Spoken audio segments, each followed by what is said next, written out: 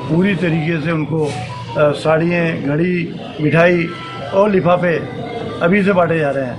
और जब प्रशासन ने कार्रवाई की थी तो शायद वहाँ पे कुछ भगदड़ हुई और कुछ लोगों को इधर से उधर भागे हैं। तो आज कल भी प्रीति पर्वत पे भी इसी तरीके के का हुआ।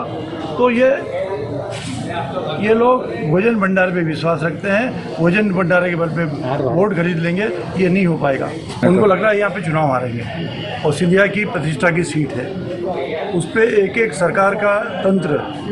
कल आप समझ सकते हो इतवार को 3,500-4 हज़ार फार्मों को लेके बैठना और 20 अधिकारी वहाँ पे हों और प्राइवेट जगह पे इलेक्शन कमीशन के नियम हैं, जहाँ भी पोलिंग स्टेशन होगा जहाँ उस पंचायत के अंदर बैठ के उसकी जांच करना बहुत स्पष्ट है। किसी भी प्राइवेट संस्थान में नहीं बैठ सकते।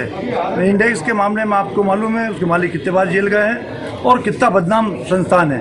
और तुलसी सिलावट का और दोनों की मिली भगत है और तुलसी सिलावट के इशारे पे अधिकारी लोग इस तरीके से कृत्य कर रहे हैं। लेकिन हमारे लोग भी सब जगह अलर्ट है, जहाँ जहाँ भी इस तरह की कार्रवाई होगी हम उनको ठीक करेंगे।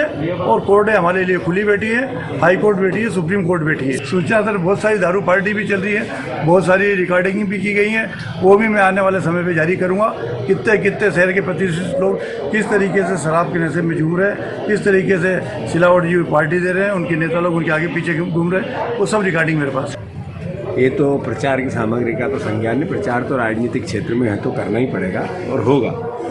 विषय ये है कि एक तरफ सरकारी तंत्र में, जैसे बार बार बोलता हूँ, नौकरों की तरह काम करने लगा है। अभी इंडेक्स कॉलेज जो ऑलरेडी सस्पेक्टेड है कई मामलों में, उनके जो ऑनर है हर बार जेल जाते हैं। उनका अभी जो कोविड में भी उनकी कई शिकायतें मिली है, जिसमें अवैध तरीके से पेशेंटों को भर्ती करना और उसका सरकारी लाभ लेना, उसमें जो स्थानीय मंत्री उसकी लिप्तता भी पाई गई, हमारे पास एविडेंस। अब वही उसका कर्ज चुकाने की प्रोसेस, इंडेक्स कॉलेज चूँकि बड़ा संस्थान है, वहाँ कई कर्मचारी कई स्टूडेंट पढ़ते हैं, उनका अवैध तरीके से नाम बढ़ाना और पूरा तंत्र लग जाना। सबसे बड़ी बात है कि उनकी मंशा जो चुनाव लड़ रहे हैं वो तो एक बार क्रिटिसाइज का पार्ट है, पर तंत्र कैसे उपयोग हो रहा है, दुरुपयोग हो रहा है, ये एक महत्वपूर्ण बात है। हम एफआईआर कराने आए थे, जो लोग वहाँ पर सरकारी संडे के दिन, छुट्टी के दिन बैठा था, साथ ही साथ हम कल थाने पे भी गए थे। और इसके साथ साथ सरकारी कर्मचारियों को मैं आगाह करना चाहता हूँ, एक को भी गलत गतिविधियों में पाए तो छोड़ा नहीं जाएगा। सबके नाम लिखे जा रहे हैं, गड़बड़ होती जिसकी दिखेगी, अपनी सर्विस, नौकरी और संविधान के विपरीत काम करोगे तो सजा मिलेगी ही। सरकार तो बनेगी, पर कोर्ट से भी सजा दिलाने में प्रेमचंद गुड्डू सक्षम है। भाजपा के पास कहने के लिए कुछ नहीं है। उन्होंने वोट बेचा है, सरकार गिराई है, लोकतंत्र की हत्या की है। अब अवैध तरीके से सरकारी तंत्र का उपयोग करके, आर्थिक दुरुपयोग करके जो पैसे लिए उनको बांट के चुनाव जीतना चाहती है। हम अलर्ट है, जनता अलर्ट है। ये 2 वाकया बताएं, अभी जगह जगह हो रहा है, जहाँ जहाँ गड़बड़ करेंगे 2-2 हाथ करेंगे। और मैं मानता हूँ जनता समझ चुकी है, इनको 10 तारीख के दिन तुलसीराम सिलावट आगे कभी कोई चुनाव नहीं लड़ पाएगा, इस तरीके का करके छोड़ देगी जनता।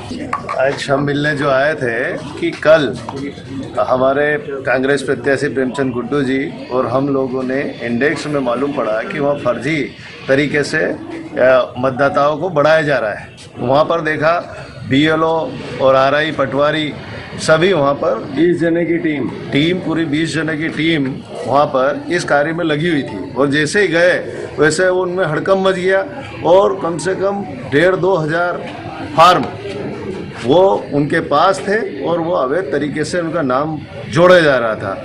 उस पर आपत्ति हमारे कांग्रेस प्रत्याशी जी ने और हमने ली, तो उसमें उनको गलत पाया गया। वहाँ हॉस्टल में लड़के ही नहीं हैं, जिनके नाम फार्म आए वो खुद हम मिले उनसे, तो बताया कि हमने नाम साइन ही नहीं करी, हमने कोई नाम बढ़ाया ही नहीं। और नाम बढ़वाना चाहते हैं क्योंकि हमारा सतना में है, रीवा में है, भिंड में है, वहाँ नाम है और वहाँ हमें सब लाभ मिलता है सरकारी योजनाओं का, तो हम नाम नहीं बढ़ाना चाहते हैं। तो ये ज़बरदस्ती इनके नाम बढ़ाए जा रहे हैं। उसकी हमने संबंधित थाने में, खुड़ैल थाने में जाकर आदरणीय जीतू पटवारी जी, आदरणीय प्रेमचंद गुड्डू जी और पूरी कांग्रेस पार्टी ने हमने कल जाकर जब FIR दर्ज करने के लिए TI साहब और एसडीएम साहब और एसडीओपी को बोला, तो उन्होंने क्या किया, हमें आवेदन दे दो, हम जांच करेंगे। अब जांच क्या करेंगे, जब संबंधित हमने वहाँ पुलिस को बुलाकर उनको बताया कि ये यहाँ पर ये फार्म है, जब उन्होंने कुछ नहीं किया, उसके बाद में कहते हैं आवेदन ले लेंगे, जांच करेंगे। तो ये सब मिलकर जो काम कर रहे हैं ये अवैधानिक है, और इसके लिए हम आज डीआईजी साहब से